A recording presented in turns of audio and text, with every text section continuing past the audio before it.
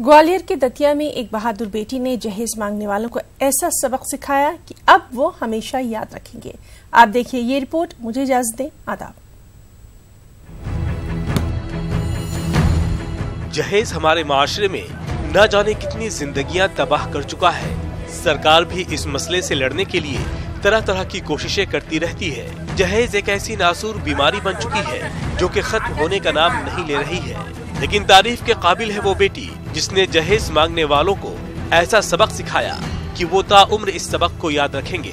दरअसल दतिया के शिवांगी की शादी ग्वालियर के विनीत से तय हुई। ग्वालियर के एक क्लब में शादी के दौरान शिवांगी के वालिद ने करीब 15 लाख रुपए तक खर्च कर दिए। लेकिन शादी के दौरान डिमांड और बढ़ने लगी।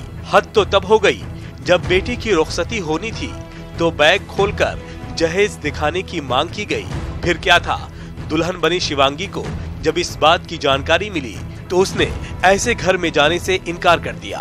वो ये बोल रहे हैं कि पहले मुझे अटैची दिखाओ कि कितना आप दहेज दे रहे हो, वरना कितना दे रहे हो, तब जाके हम लड़की की विदा करेंगे। मतलब इस टाइम पे कंडीशन आ गई कि लड़की विदा होने वाली है और आप कह रहे हो कि पहले लड़की की अटैची दिखाओ कि इसकी अटैची में क्या क्या रखा है आपने। तो ये दहेज की डिमांड हो रही है। मैं ऐसे घर में शादी नहीं करना चाहती। हमारी बहन ने और हमने और हमारे परिवार ने ये निर्णय लिया कि जो है हमें ऐसी जगह शादी नहीं करनी है जहाँ जो है दहेज का मांग हो। शिवांगी अब तमाम लड़की वालों से ये कह रही है कि अपनी बेटियों को ऐसे लोगों के घर में ना भेजें जो घर में बेटी नहीं जहेज चाहते हैं।